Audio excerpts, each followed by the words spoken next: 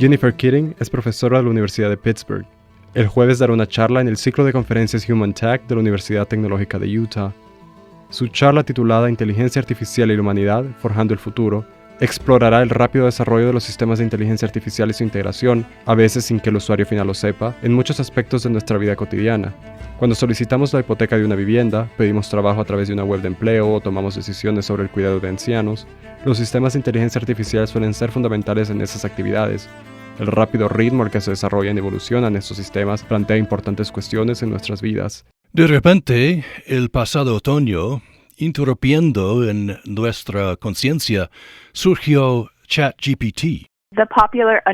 Creo que la comprensión popular de estos grandes sistemas de procesamiento del lenguaje a menudo se manifiesta en las formas en que el tecnólogo o las empresas que están desarrollando estos programas deciden liberarlos para consumo público. Creo que ese es gran parte del lenguaje utilizado por roboticistas y tecnólogos y ChatGPT-3 es un ejemplo de ello, así como el más recientemente lanzado ChatGPT-4. Jennifer Keating, ¿podría darnos uno o dos ejemplos de cómo la inteligencia artificial ya está integrada en nuestras vidas?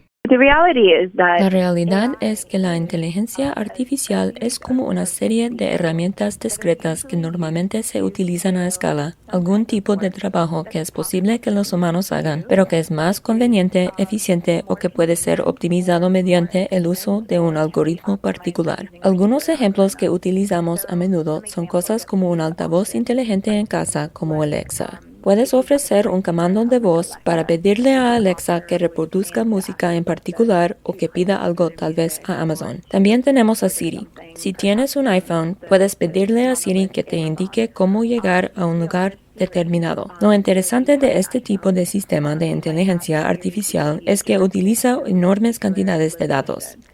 Hay datos de geolocalización que dan una indicación de dónde estás en ese momento concreto, incluso si estás conduciendo, para preguntarte cómo llegar al lugar que buscas. El procesamiento del lenguaje es bastante sofisticado ya que el algoritmo puede determinar las palabras que estás diciendo y cuál es la pregunta y luego ofrecer una respuesta precisa, pero también hay sistemas ocultos que están presentes en nuestras vidas. Podemos imaginar cómo se utilizan, pero no necesariamente se nos proporciona documentación explícita. ¿Es usted optimista o pesimista en cuanto a la inteligencia artificial? Yo diría que tengo curiosidad por la inteligencia artificial. La razón por la que no entro ni en una categoría ni en la otra es que puedo imaginar las formas en que estos sistemas pueden servir como prótesis o como mejoras del trabajo que nos gustaría hacer. Creo que tenemos que mantener conversaciones sólidas y esfuerzos poderosos y respaldados para identificar dónde estarán los límites en el uso de estos sistemas. Hoy hablaremos con Ben Winslow sobre ese viaje y lo que los dirigentes de Utah aprendieron en Israel. Israel ha luchado mucho con la sequía. Israel sigue siendo una nación desértica. La cultura que he observado ahí se centra en la conservación. No usan muchas cosas que nosotros usamos. No usan mucha agua. No vi ninguna casa con Kentucky Bluegrass, un tipo de césped azul. Cualquier hierba que veía era hierba natural o simplemente una especie de cubierta vegetal. La conservación del agua es de suma importancia. Vimos anuncios publicitarios que eran realmente grandes. Estos animaban a la gente a conservar el agua. Cuando ibas a usar el baño había pequeñas pegatinas y carteles en hebreo incitando a la gente a conservar agua. Es realmente muy diferente. ¿Cómo se contrasta Israel a la forma en que la agricultura se lleva a cabo en Utah en este momento? Creo que no utilizamos tanto el riego por goteo, ¿cierto?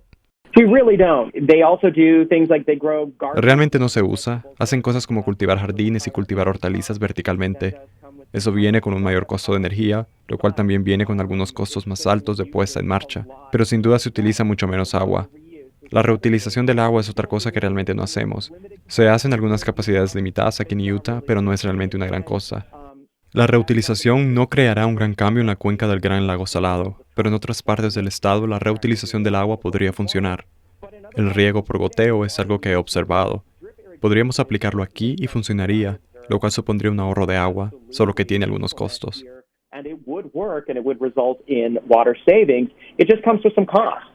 La agricultura en Israel utiliza el 56% del agua frente al aproximadamente el 70% en Utah. Así que aún queda mucho por hacer en Utah. Nos queda mucho camino por recorrer y eso no quiere decir que no podamos conseguirlo. La agricultura siempre será el principal consumidor de agua. A todos nos gusta comer nuestro suministro de alimentos, pero hay maneras en las que podemos hacer esto mejor. Podemos crear métodos más inteligentes. Mucha gente en este viaje estaba realmente intrigada por estas diferentes maneras en que otros están cultivando, incluso la alfalfa, y son capaces de hacerlo utilizando hasta un 50% de agua en función de lo que se está cultivando y cómo se está cultivando.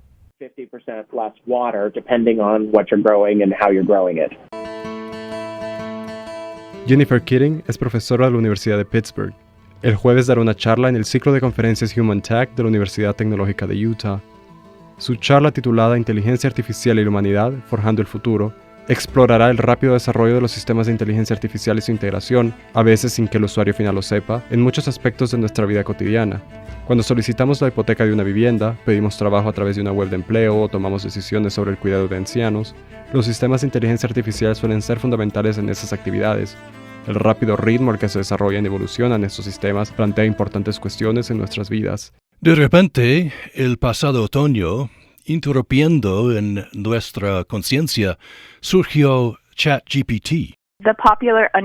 Creo que la comprensión popular de estos grandes sistemas de procesamiento del lenguaje a menudo se manifiesta en las formas en que el tecnólogo o las empresas que están desarrollando estos programas deciden liberarlos para consumo público. Creo que ese es gran parte del lenguaje utilizado por roboticistas y tecnólogos y ChatGPT-3 es un ejemplo de ello, así como el más recientemente lanzado ChatGPT-4.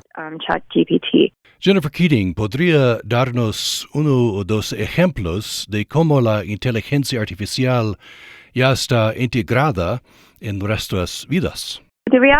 La realidad es que la inteligencia artificial es como una serie de herramientas discretas que normalmente se utilizan a escala, algún tipo de trabajo que es posible que los humanos hagan, pero que es más conveniente, eficiente o que puede ser optimizado mediante el uso de un algoritmo particular. Algunos ejemplos que utilizamos a menudo son cosas como un altavoz inteligente en casa como Alexa. Puedes ofrecer un comando de voz para pedirle a Alexa que reproduzca música en particular o que pida algo tal vez a Amazon. También tenemos a Siri. Si tienes un iPhone, puedes pedirle a Siri que te indique cómo llegar a un lugar determinado. Lo interesante de este tipo de sistema de inteligencia artificial es que utiliza enormes cantidades de datos. Hay datos de geolocalización que dan una indicación de dónde estás en ese momento concreto, incluso si estás conduciendo, para preguntarte cómo llegar al lugar que buscas. El procesamiento del lenguaje es bastante sofisticado ya que el algoritmo puede determinar las palabras que estás diciendo y cuál es la pregunta y luego ofrecer una respuesta precisa, pero también hay sistemas ocultos que están presentes en nuestras vidas. Podemos imaginar cómo se utilizan, pero no necesariamente se nos proporciona documentación explícita. ¿Es usted optimista o pesimista en cuanto a la inteligencia artificial? Yo diría que tengo curiosidad por la inteligencia artificial. La razón por la que no entro ni en una categoría ni en la otra es que puedo imaginar las formas en que estos sistemas pueden servir como prótesis o como mejoras del trabajo que nos gustaría hacer. Creo que tenemos que mantener conversaciones sólidas y esfuerzos poderosos y respaldados para identificar dónde estarán los límites en el uso de estos sistemas. Hoy hablaremos con Ben Winslow sobre ese viaje y lo que los dirigentes de Utah aprendieron en Israel. Israel ha luchado mucho con la sequía. Israel sigue siendo una nación desértica. La cultura que he observado ahí se centra en la conservación. No usan muchas cosas que nosotros usamos. No usan mucha agua. No vi ninguna casa con Kentucky Bluegrass, un tipo de césped azul. Cualquier hierba que veía era hierba natural o simplemente una especie de cubierta vegetal. La conservación del agua es de suma importancia. Vimos anuncios publicitarios que eran realmente grandes. Estos animaban a la gente a conservar el agua. Cuando ibas a usar el baño había pequeñas pegatinas y carteles en hebreo incitando a la gente a conservar agua. es realmente muy diferente. ¿Cómo se contrasta Israel a la forma en que la agricultura se lleva a cabo en Utah en este momento? Creo que no utilizamos tanto el riego por goteo, ¿cierto? Realmente no se usa. Hacen cosas como cultivar jardines y cultivar hortalizas verticalmente. Eso viene con un mayor costo de energía, lo cual también viene con algunos costos más altos de puesta en marcha, pero sin duda se utiliza mucho menos agua. La reutilización del agua es otra cosa que realmente no hacemos. Se hace en algunas capacidades limitadas aquí en Utah, pero no es realmente una gran cosa. La reutilización no creará un gran cambio en la cuenca del Gran Lago Salado, pero en otras partes del estado la reutilización del agua podría funcionar. El riego por goteo es algo que he observado. Podríamos aplicarlo aquí y funcionaría, lo cual supondría un ahorro de agua, solo que tiene algunos costos.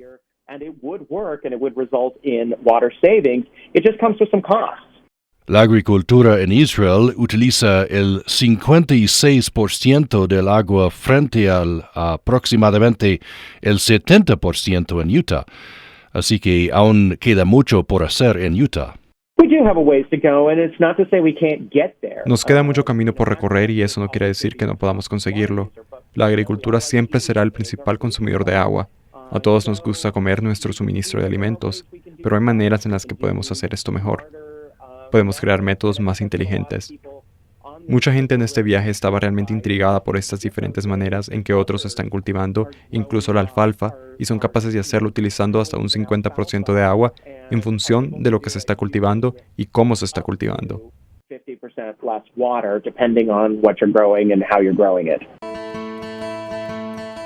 Jennifer Keating es profesora de la Universidad de Pittsburgh. El jueves dará una charla en el ciclo de conferencias Human Tech de la Universidad Tecnológica de Utah. Su charla titulada Inteligencia Artificial y la Humanidad, Forjando el Futuro, explorará el rápido desarrollo de los sistemas de inteligencia artificial y su integración, a veces sin que el usuario final lo sepa, en muchos aspectos de nuestra vida cotidiana.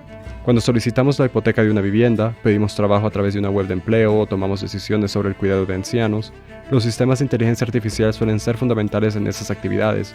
El rápido ritmo al que se desarrollan y evolucionan estos sistemas plantea importantes cuestiones en nuestras vidas. De repente, el pasado otoño, interrumpiendo en nuestra conciencia, surgió ChatGPT. Creo que la comprensión popular de estos grandes sistemas de procesamiento del lenguaje a menudo se manifiesta en las formas en que el tecnólogo o las empresas que están desarrollando estos programas deciden liberarlos para consumo público. Creo que ese es gran parte del lenguaje utilizado por roboticistas y tecnólogos y ChatGPT-3 es un ejemplo de ello, así como el más recientemente lanzado ChatGPT-4. Jennifer Keating, ¿podría darnos uno o dos ejemplos de cómo la inteligencia artificial ya está integrada en nuestras vidas? La realidad es que la inteligencia artificial es como una serie de herramientas discretas que normalmente se utilizan a escala, algún tipo de trabajo que es posible que los humanos hagan, pero que es más conveniente, eficiente o que puede ser optimizado mediante el uso de un algoritmo particular. Algunos ejemplos que utilizamos a menudo son cosas como un altavoz inteligente en casa como Alexa. Puedes ofrecer un comando de voz para pedirle a Alexa que reproduzca música en particular o que pida algo tal vez a Amazon. También tenemos a Siri. Si tienes un iPhone, puedes pedirle a Siri que te indique cómo llegar a un lugar determinado. Lo interesante de este tipo de sistema de inteligencia artificial es que utiliza enormes cantidades de datos. Hay datos de geolocalización que dan una indicación de dónde estás en ese momento concreto, incluso si estás conduciendo, para preguntarte cómo llegar al lugar que buscas. El procesamiento del lenguaje es bastante sofisticado ya que el algoritmo puede determinar las palabras que estás diciendo y cuál es la pregunta y luego ofrecer una respuesta precisa, pero también hay sistemas ocultos que están presentes en nuestras vidas. Podemos imaginar cómo se utilizan, pero no necesariamente se nos proporciona documentación explícita. ¿Es usted optimista o pesimista en cuanto a la inteligencia artificial? Yo diría que tengo curiosidad por la inteligencia artificial. La razón por la que no entro ni en una categoría ni en la otra es que puedo imaginar las formas en que estos sistemas pueden servir como prótesis o como mejoras del trabajo que nos gustaría hacer. Creo que tenemos que mantener conversaciones sólidas y esfuerzos poderosos y respaldados para identificar dónde estarán los límites en el uso de estos sistemas. Hola a todos. Hablemos de alguien que está causando sensación en el mundo del periodismo. César la Antigua, un nombre que infunde temor en los corazones de los estafadores religiosos y líderes corruptos. César la Antigua no es un reportero común.